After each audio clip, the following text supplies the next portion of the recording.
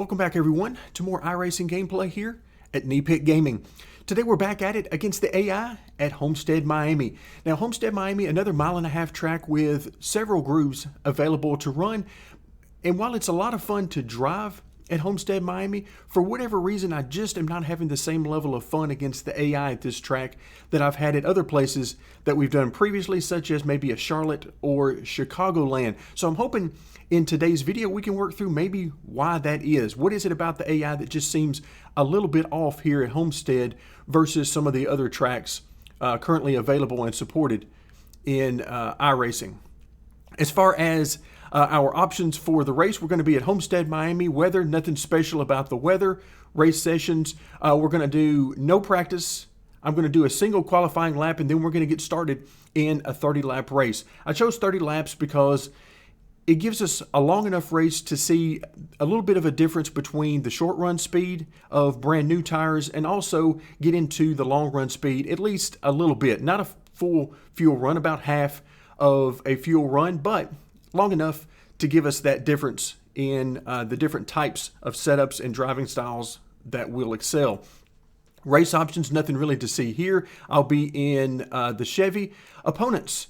So once again, I will be using the AI car set collection from Trading Paints by Zach Carr with some changes to the AI skill levels. And I'll talk about those and showcase those in a different video. Nothing really special going on there, but I just wanted to play around with some different things and different skills to see just how they affect the AI racing on the track. But again, I'll do a separate video that'll show you more about what I've done there. And of course, the car set contains all three of the major manufacturers. 40 cars will have a skill spread of 40 to 60%. That should be enough to keep me out of the lead. And we'll see where I'm able to qualify, but hopefully, whereas in the past we've done some races starting from the back, hopefully this will put us more toward the middle of the pack so we can get a little bit different perspective on how the racing goes there versus starting in the back. As far as the track options, again, very basic track options, conditions, and time of day. So we're all set now with the options. Let's head into the racing. All right, folks, as the race gets ready to begin, just as we talked about in our last video at Chicagoland, the starts are going to be really tricky. The car is very loose at this track, so a lot of things working against us here. We're trying to survive the first few corners and see if we can't get into some sort of rhythm. All right, there's the stop. Green. As the cars come to a stop, the accordion effect, not as bad as I was expecting, so that is a very good thing. Hopefully, Clear the bottom. all right, we're clear at the bottom. Again, this is all about surviving right now.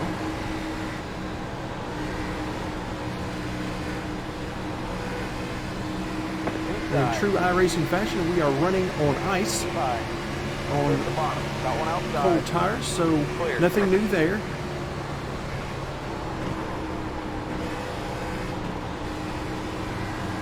All right, you see these guys going crazy in front of us.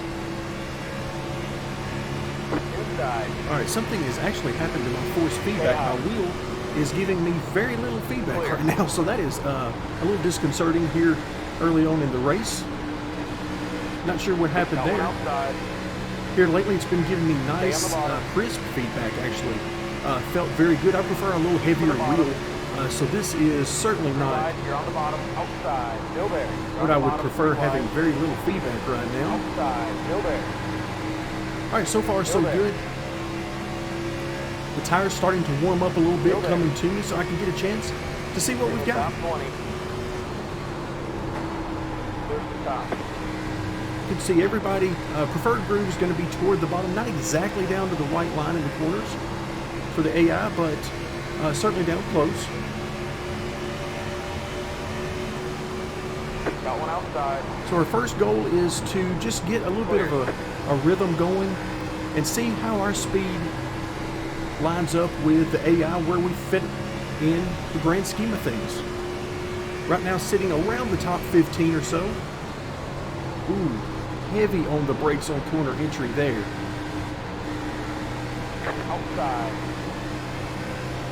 Still there. Yeah, there's Suarez having trouble. So yeah, there's some cars up here not off to a good start in this race. I can certainly feel for him. Been there, done that.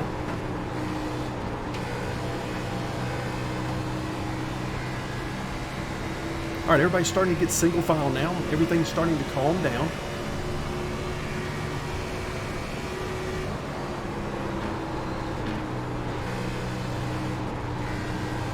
Not exactly sure what to expect from these guys. We've already seen 2, 3, 4 cars that were a little bit off the pace and struggling. So I don't want to charge in behind these guys too hard. Clear. Because I'm not exactly sure what to expect, and that is actually a very good feeling.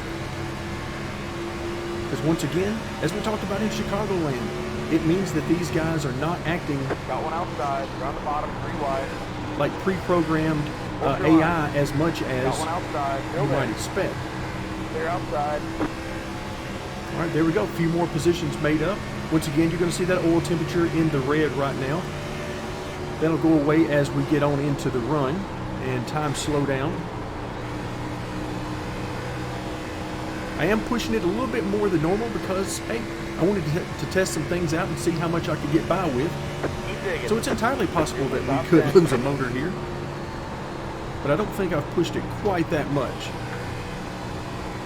Guess we'll find out though here in the long run. So things going pretty good aside from my force feedback, which is very troubling actually. I'll have to check that out after the race. But other than that, things have started off really nicely. We're at the back edge of the top 10 cars handling. Okay, certainly not perfect, but wouldn't expect it to be perfect given the baseline that I started with. Outside. 3 wide. You're on the bottom. All right, I believe we're 3 wide here. I'm going to try to give these guys as much room as I can. Got one outside. Still there. Still there. Stay on the bottom. Still there. All right, I would really like to clear coming off the corner. Not going to happen though. Stay So low. again, I'll try to give Kurt Busch as much room as I can. Clear to the top. There we go.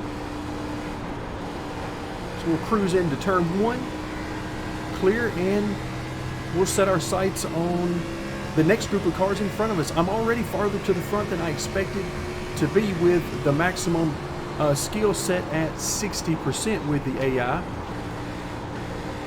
Now, as far as the AI themselves, I have them set from starting at 100 as far as the speed or skill level goes and going on down from there. So we do have some cars here that are at 100, but again, the individual race settings will adjust that down to, in this case, 60 as a maximum.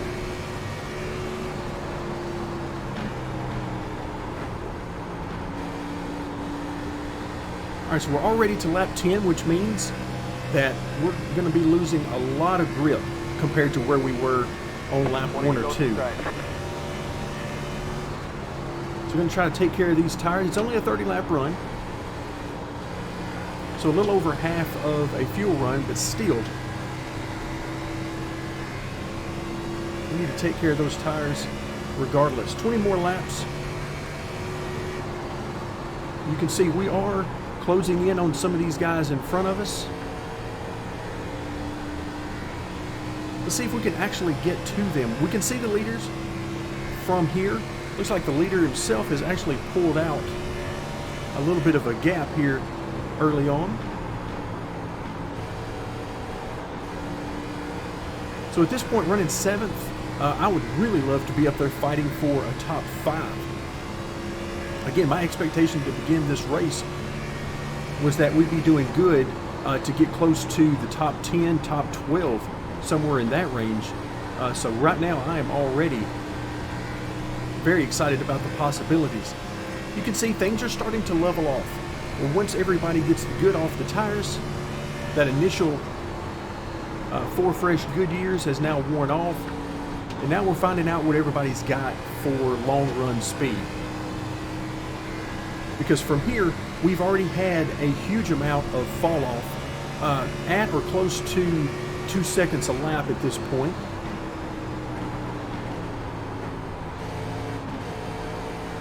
Let's see, here in just a moment I'll take a look at our lap times and we'll get a glimpse of whether or not we've gotten quite that far. Okay, yeah, we're close. Not exactly 2 seconds just yet, but we're getting close. To the bottom. So that means that the majority of the fall off has already happened in the tires. So if your car is handling pretty good at this point, then you should be at least okay for the remainder of the run, provided that you don't run the tires off of it pushing too hard right now.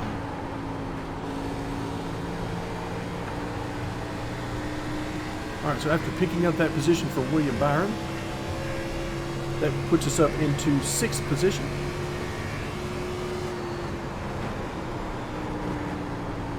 And you can hear me, I'm really out of the gas quite a bit, trying to float it into the corner for the most part.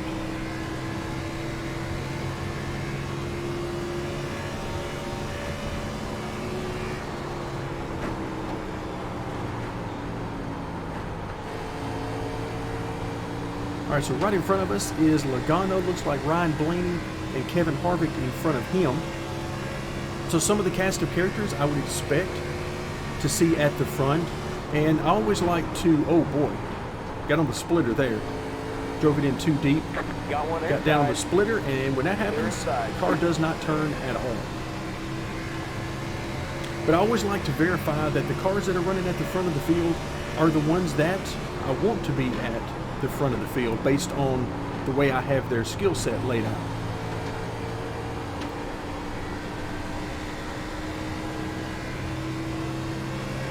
This would normally be the time in the run where everybody would be either at the top already or starting to migrate their way up there. But unfortunately, we're all still running right around the bottom, or pretty close to it in the case of the AI. Jimmy Johnson got a great run on us. Here he comes. Got one inside. To our inside, so I'm just going to back out of this thing here.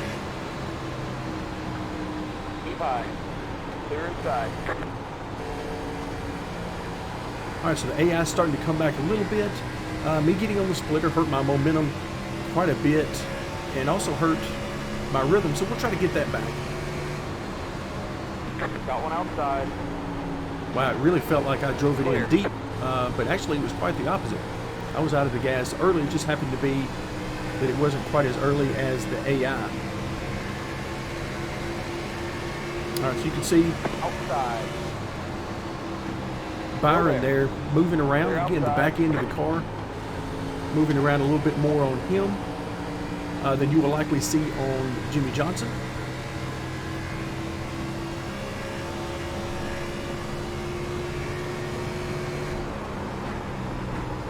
You're more likely to see Jimmy Johnson rock steady lap after lap because of his smoothness skill. And right now he seems to have found some speed. Apparently didn't have so much of a short run car as a long run car.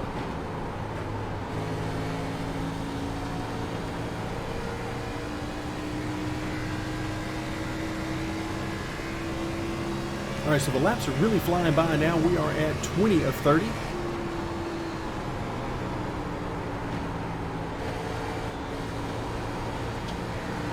Outside. Alright, Byron, oh, get to our outside.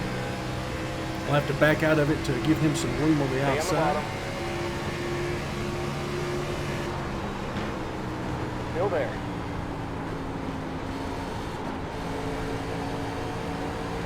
Oh, look out. Still there.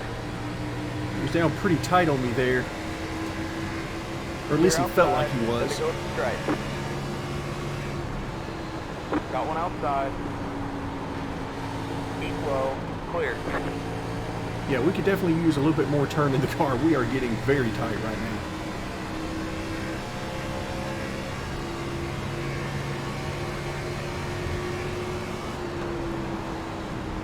The steering wheel actually feels really weird right now. For it being this light and having this little feedback, it just feels very, very odd. It almost feels flimsy in my hands. I mean, the G920 is not exactly a top line wheel as it is, but this really just makes it feel very flimsy in my hands right now.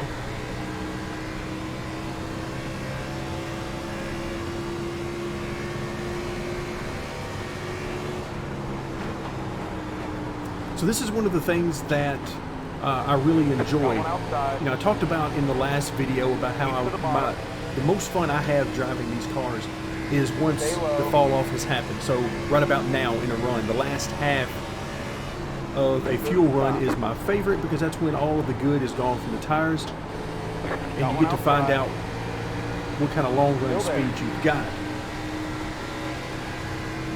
Stay low. And you can see these guys are coming back on me now. I'm starting to lose spots. So our car was better on the short run than it is the long run. So this is where I would want to make some adjustments.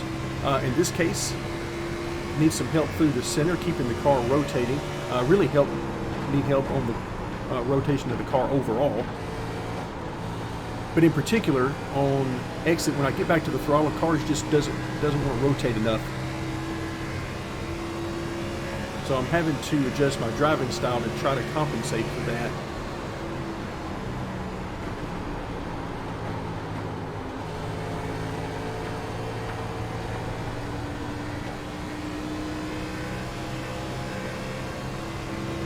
Alright, so I'm trying really hard to get back by Byron here. I really want that spot back.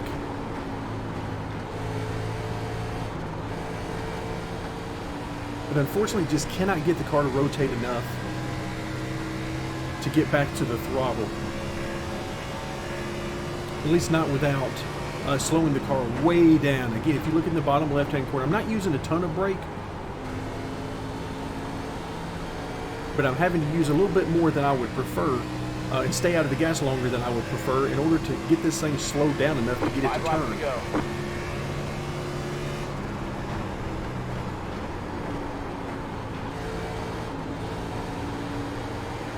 Alright, here comes Kurt Busch on the outside. Big run from him. If we can stay right here,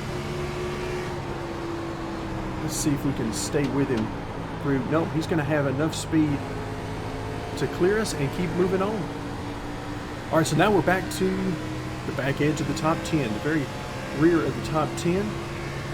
Fortunately for us, as the laps run down, Eric Jones is a few seconds behind us, so maybe we can hold on to a top 10 finish.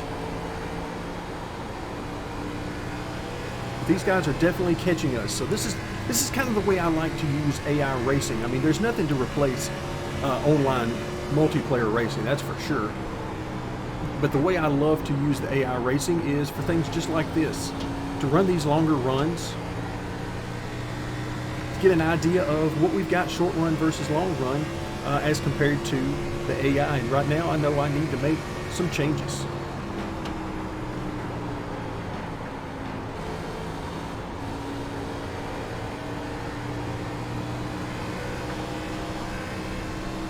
All right, so that was probably the best we've gotten off the corner in quite a while. You can see we've managed to get a little closer to the cars in front of us. So now the car's coming back to us a little bit. So we struggled in the initial part of the long run, but as we break it down, we were pretty decent on the short run, and I'll say decent, not good, because this car is really not designed for a short run going fast on new tires. It's more for the long run. But you can see now we're starting to come back on these guys a little bit. Stay low. And we'll see if we can keep this momentum going. Outside. White flag next time I have a stripe. Keep low. Alright, I had Kurt Busch going there. Now he's finally on the late exit, dropped behind me. But I had some nice momentum going off the corner, but I had to back out of it because he was alongside me. Yeah, the car's starting to rotate better now. But unfortunately, we're on the last lap now, so it's not going to do me a whole lot of good. But it does look like if we had run a full fuel run, then maybe the car was going to come back to us, at least compared to the AI.